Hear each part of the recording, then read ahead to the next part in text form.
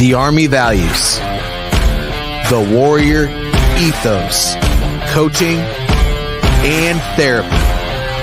This is Warrior Leadership. This is Warrior Leadership. I love that trailer, man. That thing pumps me up, especially that little hey at the end. Anyway, I'm here with DB the therapist, and I'm JJ Hardy the coach. And today we are going to talk about selfless service in our second to last in our series of leading by example.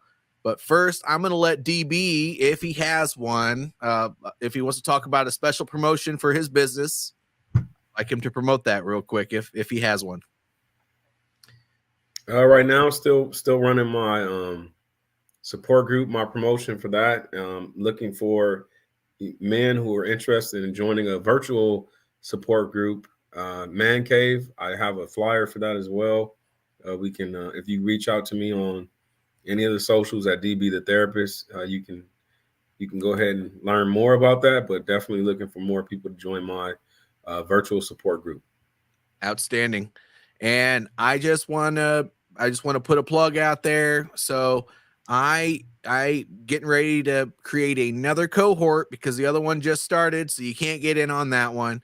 But just let me know if you're interested in a 6-week program, and I'll put together the next cohort. But I need a minimum of 5 to get started, and so we're training on things like effective communication, team building, all the little things that you need to know as far as terms go, goal setting and time management, the whole 9 yards, so that you can start off your leadership journey in the right direction and build a solid leadership foundation. Now, if you're interested in that, let me know and I'll get you squared away. But we're going to get started on selfless service, and I just want to talk about what that means. So, selfless service means prioritizing the needs of others and the organization over personal gain. But I'm sure there's a spin to that from a therapeutic level, and I would like to hear DB's take on that. So selfless service would be just when we help others without the thought, really the same thing, man. The thought of not getting any type of gain from it. It's all about, and that's interesting because it's like the thought. So you can't even think about yourself, right? It's one thing to say, oh, well, I'm a selfless servant, but the only people that know your thoughts are yourself.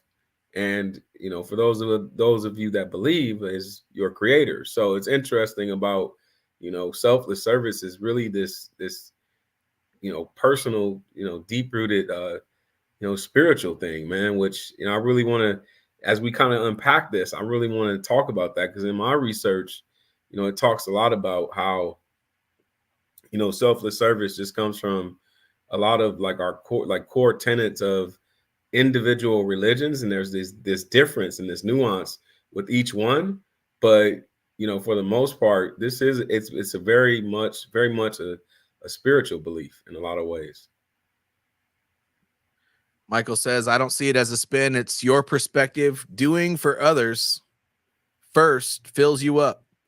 So it's selfless, but there can be, for those people that are like, why would I do everything for others? You could spin it and say, hey, look, because when you put the welfare and the needs of others before your own, you're going to be taken care of in the end. And so there's a spin on that. I love that, Michael. It's all about perspective, and that's an important part of leadership, because when you are communicating with another human being, you have to cater whatever message you're trying to get across to something that would resonate with them, so that it's more likely that they're going to take something away from that rather than just go, oh, well, JJ just said another thing and he keeps on flapping his jaws, that sort of thing.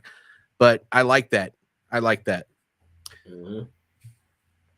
So, yeah, I mean, there are a few things there. So we're going to be talking about leading by example next week, and I think that's really, really good. But selfless service, putting the needs of others before your own. Let's kind of flip that on its head for a second, and let's talk about the opposite. So what type of person puts their needs first. And there's some psychology behind it because we brought it up in the past. So Hmm. let's go ahead and talk about that for a second. You want to get us kicked off, or you want me to Sure. give an example? So a person that puts the needs of themselves before other people is someone that's very egotistical. So the world spins around on their axis. It's interesting because when you think of like egotistical, there's also a term called egocentrism, and that actually egocentrism starts in adolescence, where adolescents believe that the world spins around on their axis and that no one else in the world matters. And I think that egocentrism, can also lead to narcissism in a lot of ways. And so, if unchecked in adolescence and we don't grow out of that and we develop this identity that it's all about me, me, me, me, me, then we grow up to be this, like, in a sense, that's like regressing, right, to earlier behavior where, it's like a child, a small child, who's, crying. They learn and they're socialized to realize that, you know, mom and dad can't always respond when I cry right away, and sometimes mom and dad have to like get to me. So that's a learned behavior. So so when you think about it, it's very deep that if individuals get to a place in their life where they're egocentric, it probably means that they didn't have very many interactions from caregivers like responding to them quick enough. And there's a lot of research out there on that, on what I'm discussing. And so this idea that you get to a place in adolescence where it's like, I'm in it for me. I'm out for myself. I'm only gonna get what's in it for me. What's in it for me. And so, unlearning that is very challenging. You see a lot of people kind of have that mindset. And I think there's also a relationship between that and like unsecure attachment. And so there's so many different pathways and research that links back to this idea that you know we know human beings are social creatures, but when a human being develops a selfish, egotistical attitude, is really, to be honest, and this is my statement, I believe that it's inhumane. To be honest, it's not in our nature to be um selfish. It's in our nature to be selfless, I would say. Yes and no. So I think there's also another perspective to spin on that, and you can correct me if I'm wrong because you probably have more research behind what I'm about to say than I do. But in my experience, I find that some people can be very selfless, but then they get to Mhm. this point where they just start losing faith in themselves. And when you lose faith in yourself self, and you don't really feel like things are going to go in a positive way, then it starts to bleed into everything else that you do, and it, you'll start doing only what you think is right without considering all of the other things around you for the sole purpose of just needing something to succeed. And that is partial ego, but it's also partial just needing a little bit of control in your life. And there's more to it than that. It's almost like it's just a complete lack of faith. And I have seen that so many different times. Yeah. And I have a battle mind because I've deployed and I've been in some interesting situations, and there sometimes there's just that moment where you see this high performing stud, or I don't know what Mhm. you would call the opposite of a stud for a female, a studette, I guess, I don't know. But where they're awesome, and then they get into this situation and they're everything just changes. The look on their expression changes, their stature changes, and they just move forward. It doesn't have to be in combat though. What happens if somebody goes into a board meeting and they have to brief an operation that's getting ready to come up for the company, and they put their spin on it, and everybody in the room gives them a bunch of negative feedback? Right. Well, and what you're talking about though is you're talking about when someone is in a abnormal state where fight or flight and their amygdala is kicking in. At that point, then yes, our natural tendency at that point is self-preservation. But we're talking about someone that's not necessarily um in a crisis state.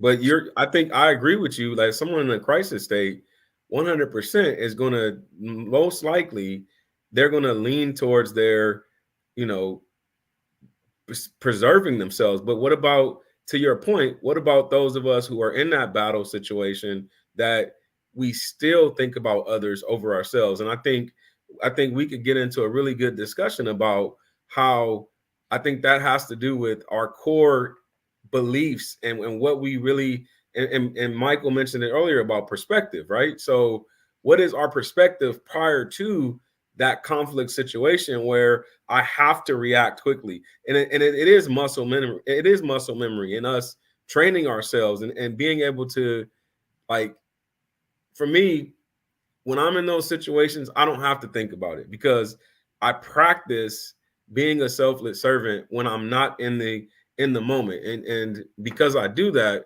it makes it easy for whenever a situation like that comes up and my amygdala starts firing and I start feeling that flushing feeling in my body, I will have that split second where the thought doesn't even necessarily register. I automatically know what to do because I've trained myself and repeated it to myself over and over again that greater love than a man has, and he would lay down his life for his brother. And that's my own like core belief.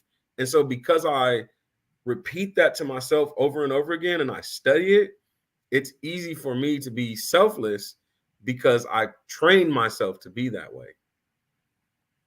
I love it. Actually, that's wonderful. But you're right. Train as you fight. You know, if you got to practice leading by example, leading selflessly, being that servant leader every single day, so that when something happens and people question your integrity, and then you walk away, you don't even have to think twice about who you are. You know, and then it doesn't hurt you. I do want to address Michael's question here. I'm going to put it up on the screen. It's a good one, and it's an actual question, not just a statement this time. So what you're saying is bringing up a question. I know JJ is a father. I'm not sure if DB is. Do you think it is okay to let the baby cry, get it out, and get through it themselves if you know they're obviously not hungry or the diaper's clean? That's Well, an interesting question. I have a take on that, but I'll let you go ahead. yeah, no, that is a good question. I think the response to that is that first stage of life is called trust versus mistrust. If you remember, if you guys ever studied like Eric Erickson's theory of psychosocial development, he talks about trust versus mistrust in that first year, those first couple years of life. And so that also goes with the conversation of nature versus nurture. So food and a diaper are not what's most important for an infant to develop trust. It's actually your heartbeat and your words and speaking to them. So many times I will, whenever I've worked with babies in the past and I've had a lot of nieces and nephews and my own son, which, to answer your question, yes, I have a son. I will walk with them and I walk around and I'll shake them and I'll talk to them and let them know that it's okay. And that's after giving them the bottle and changing the diaper. And that soothes them. And so what that lets them know is that someone is there for me. And so when you do that with a child, then they now expect that. And so they expect people in the world that are trusting to give them positive affirmations and to talk to them and to encourage them, which is the reason why when my son played football this year with his coach thought he could take an approach with him that he takes with most of his players, and it didn't work. And the reason why it didn't work is because from my son's 17 years of life, all I've been doing is encouraging him and speaking life into him. So his coach's approach to tear him down actually backfired on him. And so, but the thing that was great is that because my son had a safe base at home, he was able to come back to me and talk to me about those things. And so, but that started when he was a little kid, when I was telling him, get up, champion, you're okay. And just from the very beginning, planting those seeds. And so I practice what I preach. I was literally, what's powerful is that as I was learning these theories, I literally had a baby boy that to be honest, man, I didn't know what to do with them. And so as I started to learn all these different, trust versus mistrust and integrity versus despair, all these different like themes, I try to apply them to my life. And to be honest with you, I've seen them work very effective. And so when you think about, and I don't want to just keep on belaboring the point, but that's teaching him also that my dad is there for me, which is a very selfless act. Like the fact that I'm there and I'm spending time with him and I'm, speaking with him, now it makes it easier for me now to, like, he's at a graduation right now. And although I'm a little bit worried about him growing up and being 18, it's like, you know what? I planted the right seeds in him and I trust him. And I have to, you know what I'm saying? I have to keep reinforcing that to myself now. So what do you think about the idea? And I don't want to go too far down the rabbit hole with this because today's call is about selfless service, but there's also the idea that, a child sometimes just needs to cry it out. So there have been situations where you change the diaper, you hold them for a while, you do everything you can to try to calm that child down, but it's almost like there's nothing you can do to stop them. So I've always had and this worked with both of my kids, the more often that situation happens and you kind of lay them down and maybe play some music and let them learn how to self-soothe. I do think there's value in that, because at the end of the day, it's almost like you're rewarding their screaming, and you don't want to do that either. It broke my heart every single time my son or daughter cried. And when there was nothing I could do to relieve that, it was like, yeah. Ah! Yeah. No, you bringing up a good point. This is not, it's not I think we like to think in a black and white way in a lot of ways when we think about certain topics, but there's always shades of gray. And there's always like these nuances and situations where, so for example, there were times where, yeah, he kept crying and there had to be another like soothing mechanism for him to, be able to feel better, if that makes sense. And so it's not a one size fits all, but I would just say, to his question, I think we definitely cannot err to that side with every child. Like there are some children who, to be honest, when we think about, and the reason why I took the stance that I did is just from the standpoint of, when we think about selfless service and selfish, in my opinion, it's very selfish when parents use that justification and they're actually not doing anything productive, and that's called neglect, right? And so I think I went down that, and I know what you were describing is not neglect, but unfortunately, we live in a society where neglect and abuse is rampant, and so I believe that could lead to emotional neglect if the person is just totally disregarding that child and allowing that child to sit there and cry, and they never intervene and they never engage with them. And unfortunately, there's a lot of parents out there who do that. Happens a lot. Yeah, it's prevalent, man. Especially so when that's why I answered it the way I answered it. Especially when there's alcohol abuse or drug abuse involved. That happens a lot. Yes. And yes. Michael, he's not a father. He would just be afraid of the effects of coddling. Actually, let's talk about that. Yep. So let's go away from the child, right? Let's take it to a professional environment. You can actually coddle in a professional environment. So what you're talking about is an element of trust. And sometimes even when you have children at home, it's the same at work. If you over supervise what's going on, you can micromanage. Sometimes you got to let people figure it out. And that's all I'm going to say about that.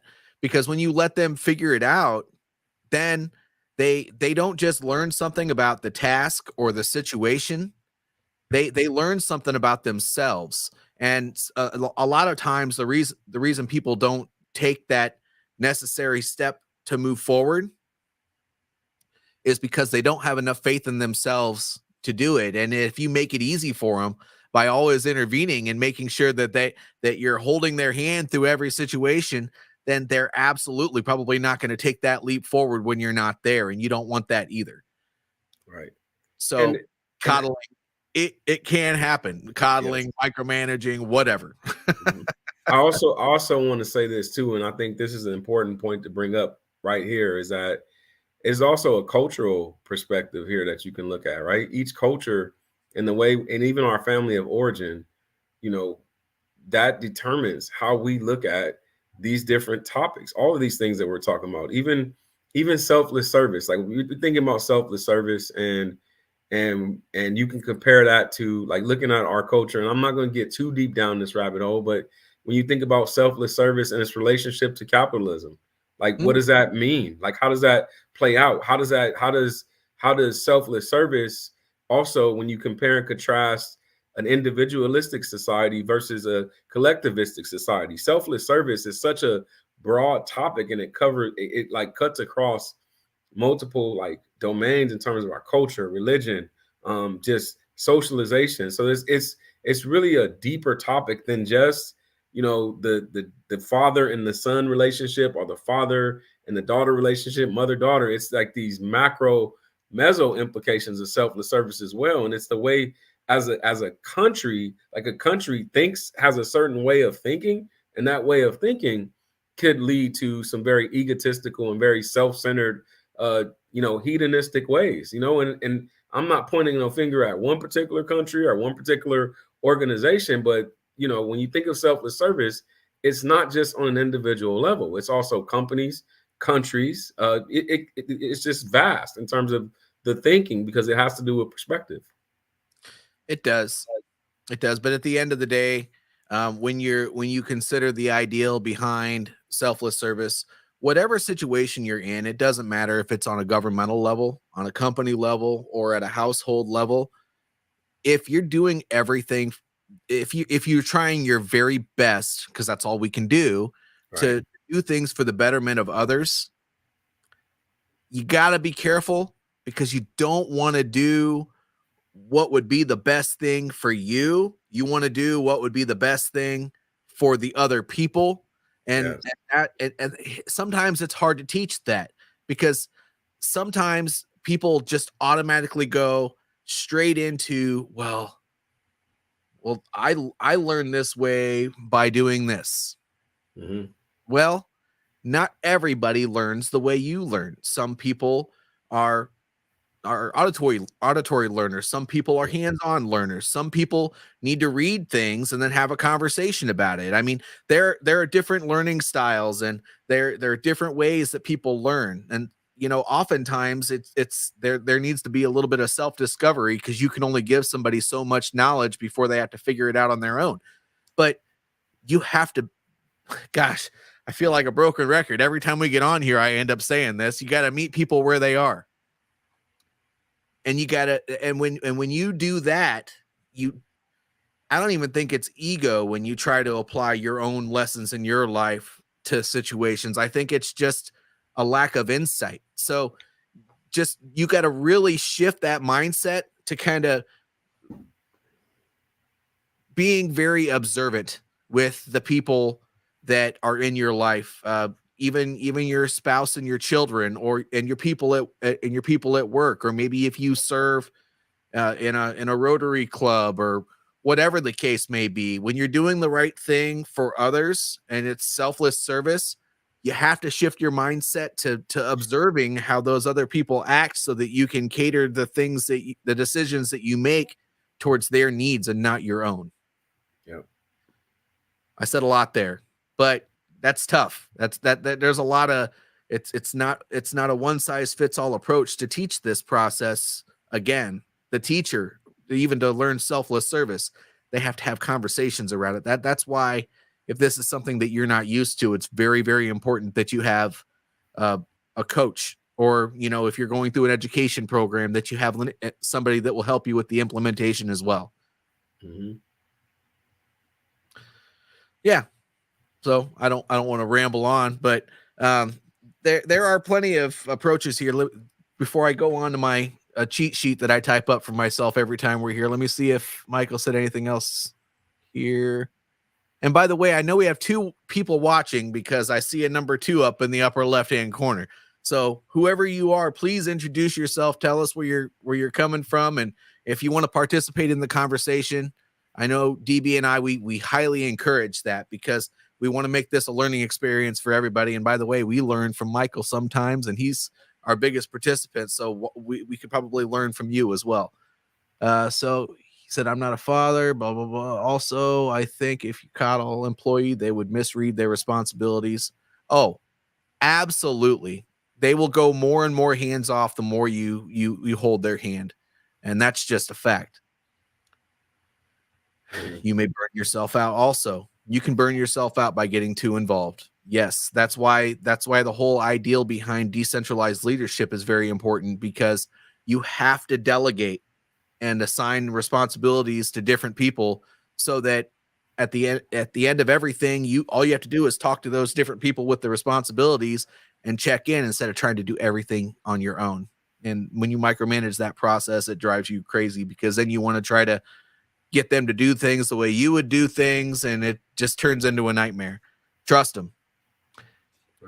And Michael says, I don't learn by example, I learn by doing. And see, that's one learning style. And that's okay. There's no good, bad, right, or wrong when it comes to the way you learn. Everybody's brain works a little bit differently. Okay. So some talking points with selfless service. I thought that a good thing to bring up would be organizationally, when it comes to selfless service, creating a culture around it. I wanted to talk for a couple of minutes about that. I mean, that's really all we have left. But when it comes to building a culture in an organization, that talk we have next week about leading by example is really the key part to it. Being selfless means that sometimes that what your opinion is not necessarily the important thing, and showing people that you're willing to actively listen and go in there and provide instruction, but listen to their feedback, is extremely important.